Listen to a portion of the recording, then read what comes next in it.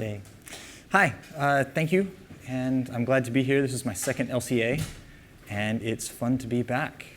Last year when I was here in Canberra, I talked about Swift in kind of a general perspective, and there's been a lot of active development during this year, including one major new feature that's been asked for since the beginning of this Swift, and that is global clusters. That's specifically what I'm going to talk about today. But just to get a little feel for who knows what, how many people don't know anything about what Swift is?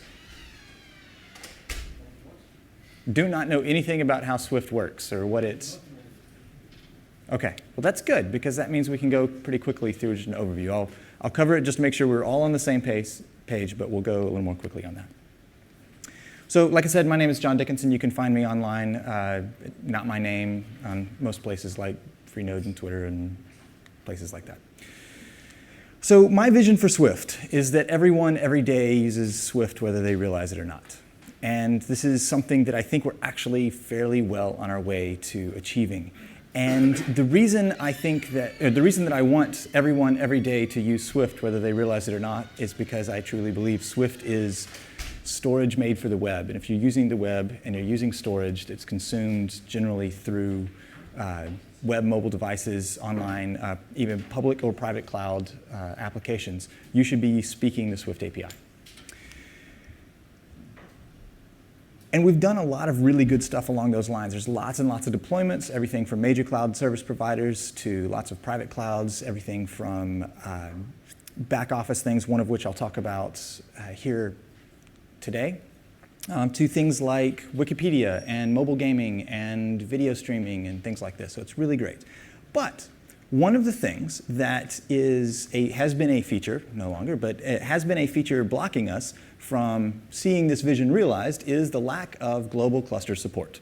And so that is what we're going to talk about today. I'll cover a little bit about how Swift works and a little bit of background of where we came from, and then specifically cover what the need is, and then how we solved that, and then wrap up, hopefully, with a little short demo, and then have, if we have any time left, a few questions. So a little background to start with. I think it's very important to make sure we all kind of are on the same starting page.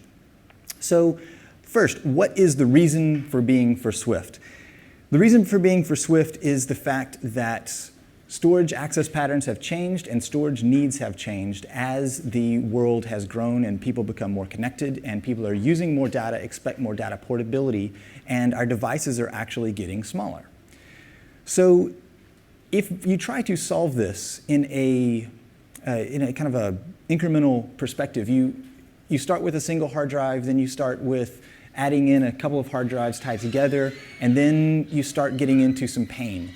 What happens when you have a dozen hard drives and you try to put those into RAID volumes? What happens when you have 3 dozen hard drives in a single RAID volume? And how do you end up doing this? And the result is you end up with these siloed data access patterns. And it sure would be nice if you could have a way to abstract those storage volumes and that implementation of the actual storage media, so that you can, from your application, not have to worry about, well, what silo is it in, and how do I shard it across this, and what happens if I have hardware failures, and things like that. So Swift's purpose is to stand in the middle there and to be a system for storage, such that you have a heterogeneous deployment of storage media, hard drives, other things, and different size hard drives that may no longer be there because they failed. And so as time changes, as you grow, as hardware changes, as your requirements change, you need to be able to grow with that and have a storage system that can both remain durable and available throughout your needs. And the really cool thing about this is that we know that storage is changing all the time. Everything from 30, 40 years ago, you're looking at cassette tapes that you're actually storing programs on, to newer things like even stuff coming up like memristors and stuff like that.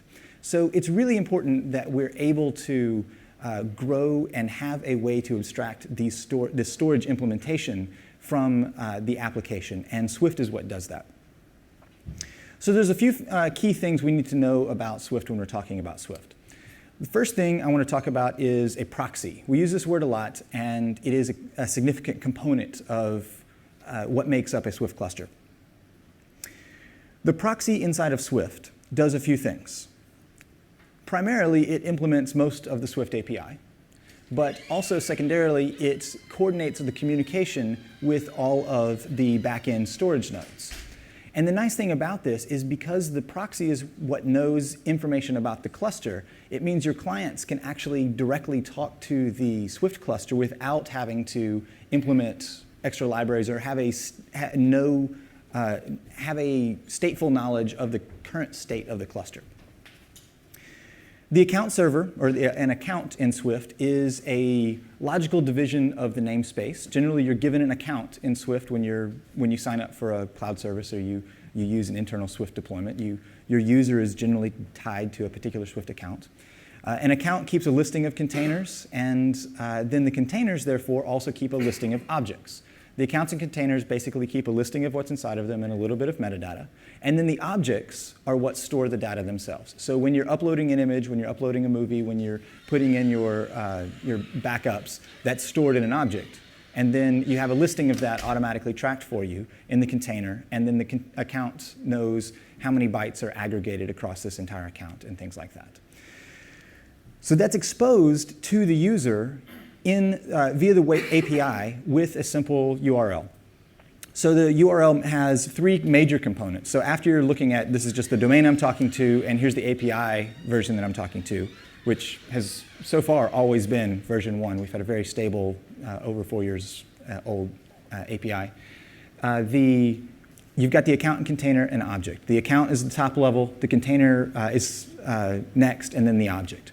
If you compare this to something that's functionally similar, something like Amazon's S3, Amazon's buckets correspond to Swift containers, and Amazon's keys can correspond to Swift's objects.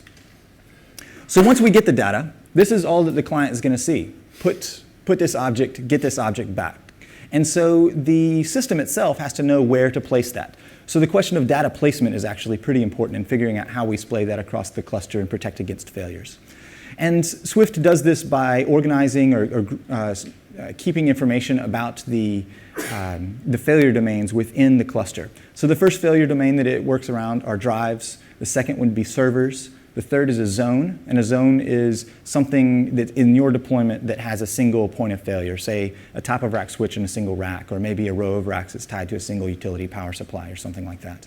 And then above what we're going to talk about today with global clusters, above the zones, we've added in the concept of regions. And I'll talk about that in a little bit more detail. Suffice to say that Swift uses consistent hashing that also has been enhanced to take into account these failure domains, such as you can easily expand and shrink your capacity with no downtime. You can upgrade with no user impact and things like that. So overall, that's kind of the background of where we're coming from and how Swift works. So then the question becomes, what's the need? How come people have been asking for 3 years, do you have global clusters in Swift yet? What's going on here? And that question of multi-site deployments and multi-site storage is interesting when you dig down into it and figure out, why do people actually want this? In a large case, this is demanded by the enterprise customers. And normally I'm pretty allergic to the word enterprise. It's generally associated with bad stock photography of people smiling at computers. But when you think about it, when you change the way you think about it and see that, well, this is actually software that takes into account the entire scope of the business, then that becomes a little more interesting as figuring out what are the actual needs that we need to solve. So there's two main things that really come up. One is the fact that we need to be able to have this multi-site durability. We need to have a continuation of business story. Maybe we have some regulations. Maybe we're storing something that we're legally obligated to keep, even if there is some major issue that may take out an entire data center. And so it's very important for those people to be able to have this multi-site durability. But there's other things that are, other use cases that are also very interesting that require global clusters for support. And that is the fact that networks are slow, generally because the speed of flight doesn't change. And if you're far away, it takes a long time to get it. So if you could actually get close, that's a lot better. That's the whole concept behind CDNs and caching and all of that. So With the other major use case, besides the multi-site durability, is wouldn't it be nice if I had a deployment in Europe and a deployment in India, and when I had somebody in Japan asking for it, they're actually going to India and not to Europe. That would be really nice. It's a little more localized. It gives you better throughput, lower latency, and all of that. So I said that there was a company that was doing this as far as back office stuff. There's a company in the United States called Concur.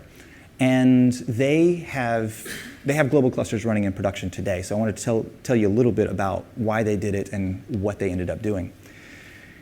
Their business is to provide some HR services, essentially, to companies. And they have tens of thousands or more customers, different individual companies. And essentially, they do things like travel booking and expense reporting. And so you come to a business trip and you go eat lunch someplace, you get a receipt, you take a picture of the receipt, and they store it for you. And they can do some OCR scraping and figure out, oh, you ate at Joe's sandwich shop and you spent $15. Great, now you can easily do that, and it's really kind of nice. So their use case involves a lot of mobile devices uploading these pictures. The data itself is critical to their business, and they have legal obligations to keep it around for tax purposes for 7 or 10 years or more. And it's financial data, and it has personally identifiable information, so it's not like they're going to go upload it to a public cloud someplace. They have to keep it internally. So they were looking for a system that would do this, and one of their demands, because of the sensitive nature and of the data, legally, they had to have multiple sites separated. Now, in their case, they needed to have a couple of sites so they could easily fall over to the other one. So they needed to keep them in sync, but they didn't necessarily have to have this active-active thing. So their deployment ends up with, they've got two regions. They have everything going to one region, and it's synchronized across to the other one. I'll cover how that works in a little while. And then if something were to happen, they can easily flip their DNS records over, change their application to point to the other location, and then they can have that continuation of business story. They know they haven't lost their data in that way. So that becomes a very important real-world use case of people who are using this in production. So here's the summary of why we need this. Data's global. People need local access to stuff, and the multi-site durability is actually really important for key data that is essential to actual businesses. So we've got this. We've got this working in production today at places like Concur, and it was completed in this summer, and then as part of the OpenStack release cycles, it was released in the Havana release. So that's all well and good. Got some pretty pictures on the slide, but how does it actually work? Let's get into the technical guts of it. So there's a few basic pieces that we have that make up together the global clusters feature within Swift. First, we had the region tier. Then we've got the ability to separate off your replication network, because if you're traversing a WAN, you especially don't want that to impact your client traffic. You want to be able to do separate QoS on that and things like that. You want to be able to support migration from existing deployments of Swift clusters. Somebody has a single region Swift cluster, and hey, we've got this new feature, let's actually grow into a separate region. But to do that, you've got to be able to think about, oh, how do you adjust your replica count? Maybe you wanted to go from 3 to 4 replicas, so you know you have a couple replicas in each location. And then as far as the data locality story, you want to be able to make sure you have both read and write affinities so that you can not be traversing the WAN needlessly. So as a summary of this, and I'll go into a couple of details, I'll try to talk through this about 1 minute long video about how this works. So what happens is a user has a cluster. And in this case, they have a region in Portland and a region in Hong Kong. They have these two regions there, and a client will then upload their data into the cluster. At this point, through GeoDNS or something like that, they're going to be routed to the Portland region. They're going to have their full copies written, in this example, to the Portland region. So you'll see 4 replicas are created right here. At that point, you're going to the client can get success, but you're going to the Swift itself will asynchronously replicate 2 of those over to the other region. So these go over to Hong Kong. Now that first client can say, hey, guess what? I've uploaded this cat photo because cat photos are funny, and I want you to look at it. And so send a link over here, check this out, and that person can go look at it. So he's in Europe. He's GeoDNS'd over to Hong Kong and then pulls up the replica and gets the local replica there. And that's essentially that's what happens, the data flow and how things work. So let's look at what's, after the user experience of kind of what they're seeing there, let's look at what the data placement actually looks like. So this is kind of what we built here. We added on that region tier. And remember, this is what we had to start with. And the important thing here is, in this one, I've got 2 zones. I've got a proxy server in each zone, and I've got 3 servers in each zone. My 3 replicas for my cluster are now split across, so they're on unique servers, so you're still protected from that kind of failure. But you'll notice they're in both zones. So what we did is we added on the region tier for that. So that is now 1 level higher in that hierarchy of the data placement. So in this case, you can still see that rather than having just the 2 regions in 1 zone, great, I put 4 regions in 4 zones in 2 regions. And in this case, I'm still using 3 replicas for this example. So those 3 replicas are now spread across all of the regions. Now you see there's a zone that doesn't have that, but that's just kind of the way that Swift works. In this case, you're looking at 3 replicas, not 4. If you had the 4th replica, the 4th one would have been in zone 2 here. So once you have that, the important distinction about what a region is, it's 2 locations with an expensive network link. And expensive can be measured a couple of different ways, but the 2 major ways are either high latency or maybe it's separately metered. Maybe it's not really that far away, but you really want to not do it because your company's charged a different rate for it. So it's important to have a separate replication network so you can isolate that traffic more easily and do separate QoS on that. And the really cool thing about this is that it benefits not only global clusters, but it also benefits even single region clusters. Because now, even if you do some capacity adjustments and you add in 50% more capacity, then you know all of that back-end replication traffic to rebalance the data, to smooth it out across your newly available hardware, will now actually not be the same links that are being used by the client, which means that the client's going to be less likely to see errors because of network contention on the back end. So it's a lot easier for operators to separate that out, make sure that things are managed a little more specifically. You had a question, Bruno. Anything stopping you from having a single zone per region? The question is, anything stopping you from having a single zone per region? And the answer is no. The zones, you should only have as many zones as you actually have failure domains. And so if you have a region that has 1 failure domain, that should just be 1 zone. And if we have time to get to it, then that's actually the example that I have in my demo.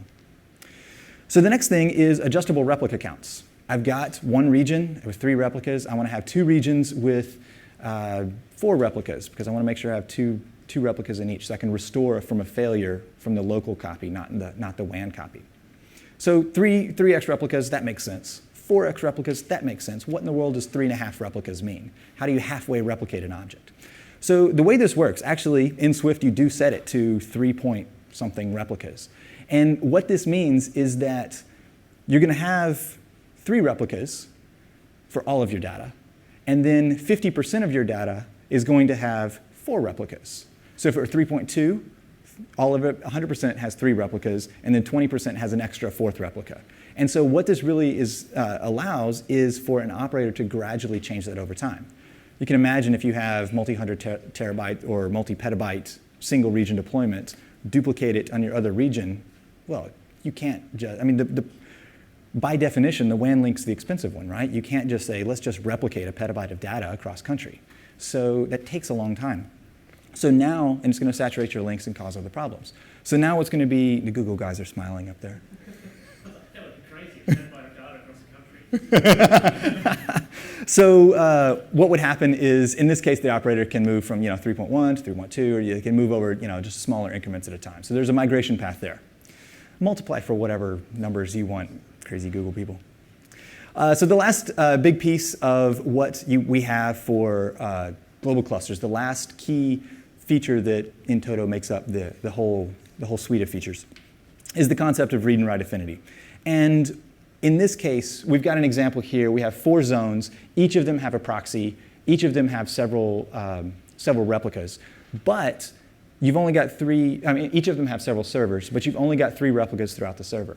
So if, for example, you have a request that then comes into zone 1, then that proxy server will return for a read request, that proxy server will return the copy that is in zone 1. Similar, if it's zone 3 or zone 4, it's going to return that one rather than traversing over to a different zone. So the nice thing about this, actually, if you'll notice, this example here doesn't have regionality in it. It benefits all clusters, not just the regionality clusters, but it even benefits the regionality clusters more because you're not traversing the WAN. So if you have the case of you have a request routed to zone 2, then in that case, it's going to choose one of the other, which is just going to fall back in equal weighting on those. But the nice thing about this is we have a few ways, we have 3 ways to choose the affinity within Swift. The first is the default, and it's kind of what we've always had. It's a random choice between the number of replicas you have. The second one is a timing-based affinity.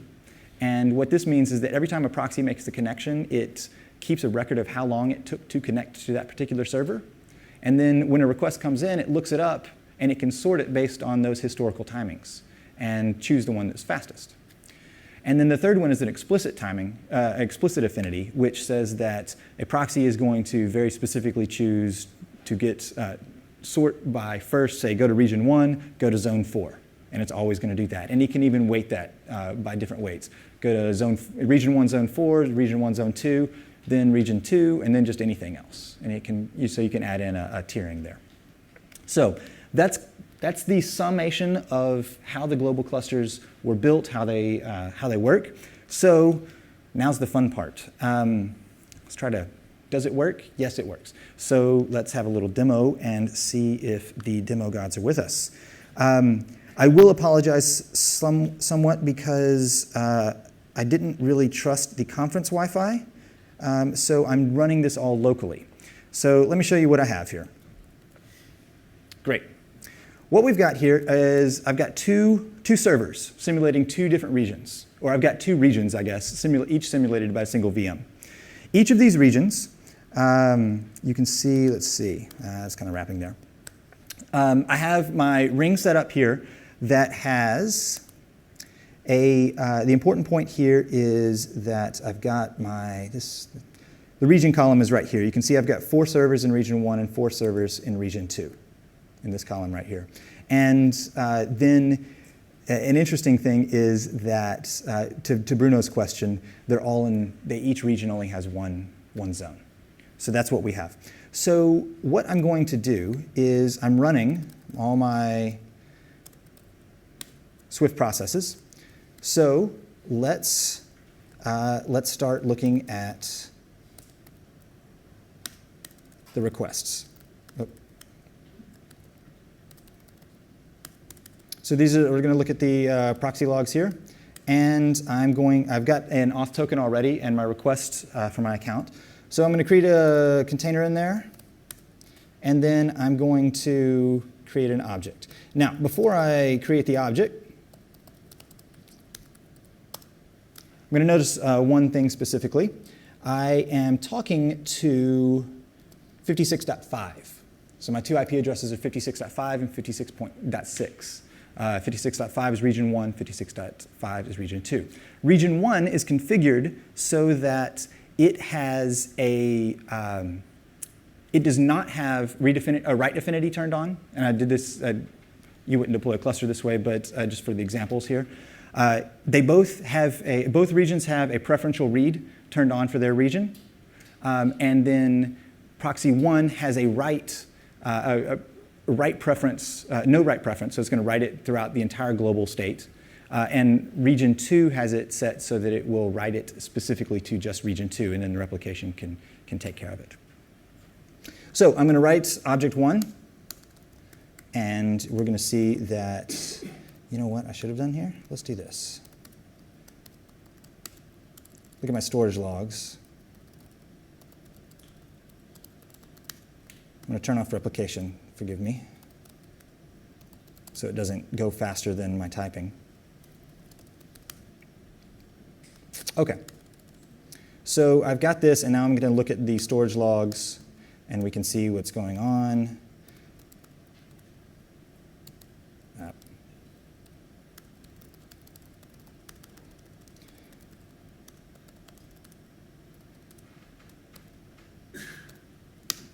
Okay, so I've got my storage logs turned on.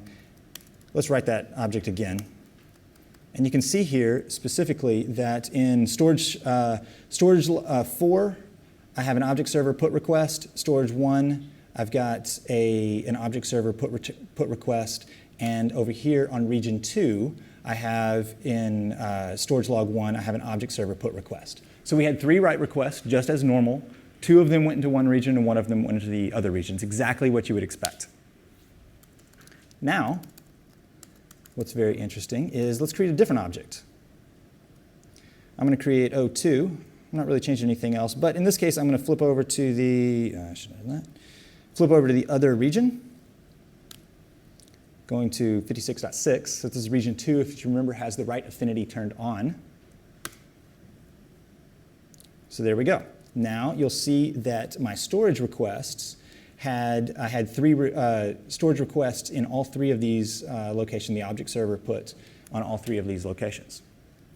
Now, what happens if I go back to object server, or the region 1 proxy server, and I request the remote object?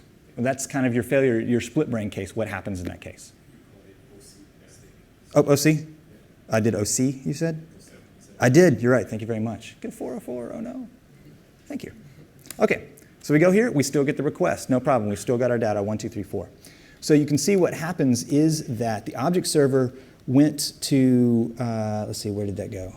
Oh, we're just looking at the object server logs.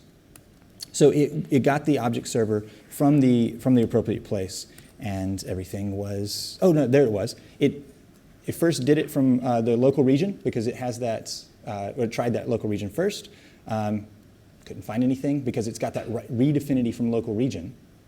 So it got a 404, which meant it went to the handoff node, got a 200 from the other region.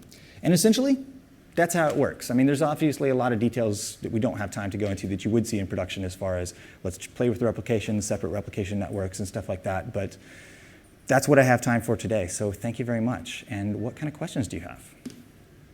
So the replication, is it synchronous for the first replica and asynchronous for the subsequent replicas? I mean, if you have like 3x, for instance. Right. 3x.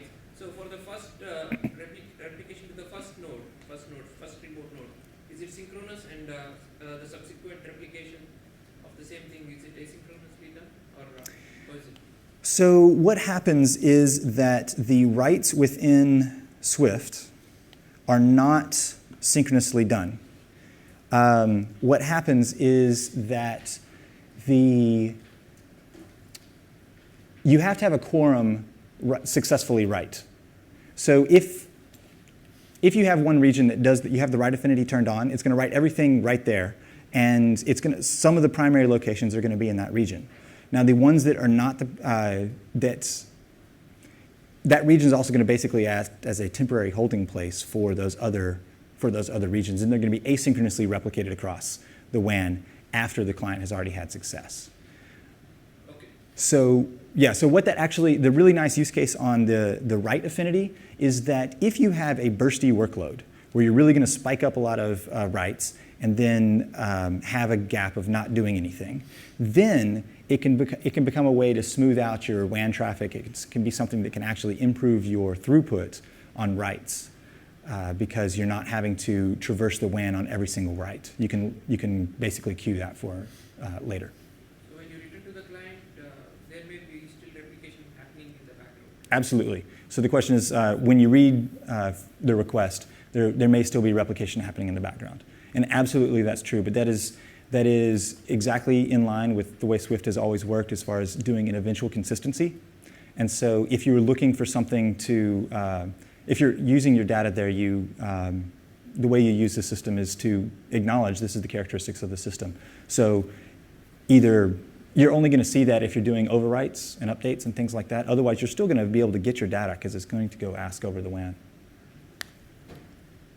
Yes, sir. Is there an extra metadata layer between the proxy and the object? Like to support the affinity, how do you know where this particular object is stored? Right. So the question is there an extra metadata layer between the proxy and the object to know about the regionality? And the answer is no. So what happens is that it's encoded inside of the ring, so the hash is still it's going to be hashed, it's going to be looked up inside of the ring to figure out what regions it's going to be there. So there's no centralized metadata lookup. Now, on the other hand, sorry, let me mirror my displays again. On the other hand, what you've got on the proxy server, for example, in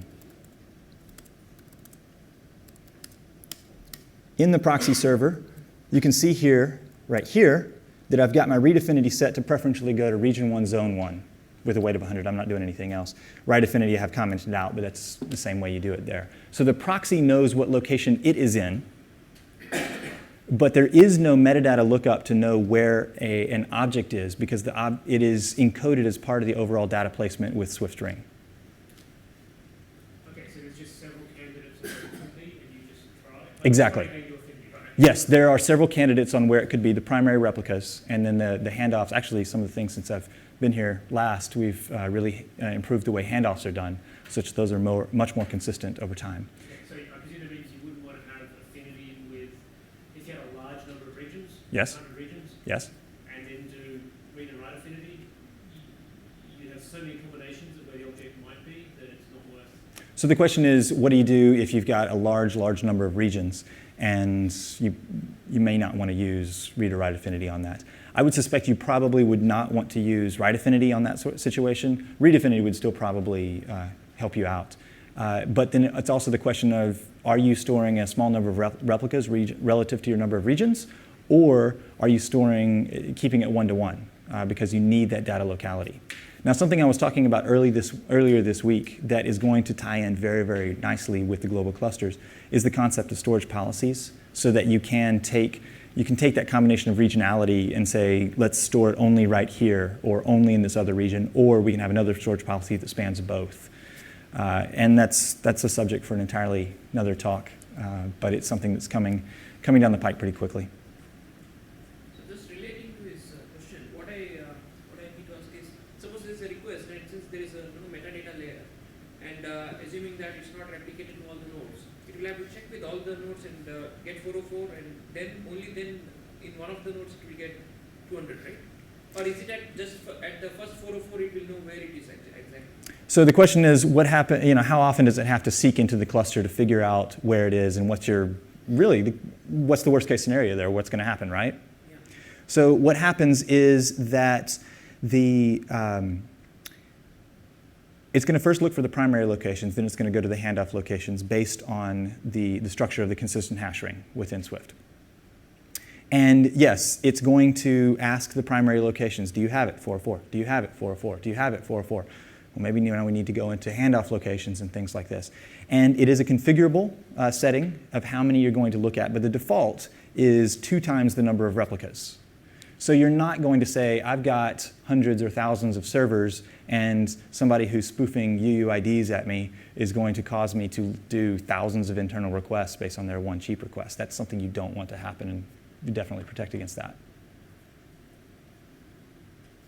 How does replication cope with the failure of a node or a zone? How does replication cope with the failure of a node or zone? I mean, specifically, maybe not specifically, but I remember last year you were talking about when a node fails, an additional replica is made on a handoff node, right? For all new data that would have been destined for that node, yes. Right. But also, didn't you have a process that would make copies of replicas that were on that machine from another machine? Not on a per machine, but we do on a per drive basis. So if a drive fails, you're generally looking these days at being conservative to expansive. You're looking at 4 to 6 terabytes of data that you can replicate. That's generally not a lot compared to your bandwidth or what actually is in an entire server. An entire server is going to be dozens and dozens. So that is, if you lose a zone, Yeah? are you likely to ship a whole lot of data across your WAN No. region? Very specifically, no. The question is, if you were to lose an entire zone, would you end up shipping all your data over either the LAN or WAN? And the answer is very much no. The only time when we're going to automatically re-replicate data is on a single drive failing. And that is distinctly different and detected in different ways.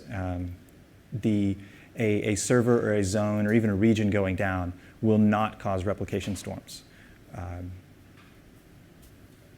absolutely not. Yeah, that would be bad. Yeah. The animated video had 2 copies of the object going across to the remote. Yes. Is that really how it works? Is that a bit twice the network So the question was, the animated video had 2 copies of the data going across the network. Is that really how it works, or was that just for the purposes of the video? Yes to both of those. So it is not specifically coordinated to say that we're going to only do move one of those replicas. However, replica is push based on a per storage node system, and so it's not a synchronized state it's not all funneling through one queue, which means that it's extraordinarily likely that those 2 replicas aren't going to be going at the same time, and it's also fairly likely that you're going to copy one of them, and then that process over there is going to be able to start doing it and be able to replicate locally. That got some questions, some hands raised. Extend that question. Yes. The second behavior configurable. Can I configure Swift to always just send one file and then have the local cluster? Not at this time, no. So the question is it configurable such that you can guarantee that Swift is only going to send one copy of that data over the WAN? And the answer is no, not at this time. Feature request? Sure, I mean, I think that's an interesting feature request. The fun state is coordinating that state throughout the cluster in an eventually consistent system is tricky. Yes, sir. Well, let's assume you have 2 zones Mm-hmm. and one is down. Yes. Now you are uploading 10,000 objects, and 2 hours later, this other zone comes up again. Yes. So you have 2 zones, and you're uploading 10,000 objects or X number of objects that's painful, and then the other one comes up. What happens? Yes. Right? And so while that other region was down, you would have been choosing handoff locations in that primary region that was still there. And at that point, you will have, when the other zone comes back online, it's going to do its replication just as it always would. The good thing about that scenario is that a region going down is generally one of those, let's page an admin about this. It's going to be something that's noticed, and therefore that's the advantage of the separate replication network. So you can independently throttle that throughput as needed. Or an operator can come in, or some management software can come in and preferentially replicate certain things specifically rather than just letting the general replication process go. In most common cases, that network is down for some reason. Right. Really notice this now. You don't need to decide there are 2 types of video. The side fails, of course, but also the network. Right. So yes, the most common case there being the definition of that's the definition of the flaky network, the expensive network connection between the WAN. It's more likely to go down than something internal to your data center. Keep going. Great. We've got about 4 minutes left. So, first of all, can you have, is each of these a full Swift cluster, or can you have no proxies in one cluster or no storage servers in one cluster? So the question is, can you deploy this such that, or is it required that you have proxies and storage nodes everywhere in every region, or can you just have a proxy cluster and you can have some storage clusters and you can kind of mix and match how that works? And the answer is absolutely you can mix and match. And in fact, that's something that's in the Concur use case. You essentially have one set of active proxies, but they are replicating over to that foreign location, which essentially is functionally just storage nodes. And so you can absolutely do that just for an archival site or something like that. And then to follow from that, if when you go to do a read and the proxy realizes it doesn't have a local copy, Right? put it to a 302 to the place where you might try again, or if you have a triangle situation where there's 2 clusters and they're roughly close to where the user is, Right. it'd be better to do a 302 back to the destination rather than copying it around. Of course, right. So the question is, if a proxy does not have a remote copy, or a local copy, then can it send a redirect back to the client and say, hey, go look over here? Again, that is something that is not yet. We've actually got some blueprints on that kind of functionality within Swift. that have been hanging out a while. So love to see it. Love to have Google contribute to OpenStack Swift.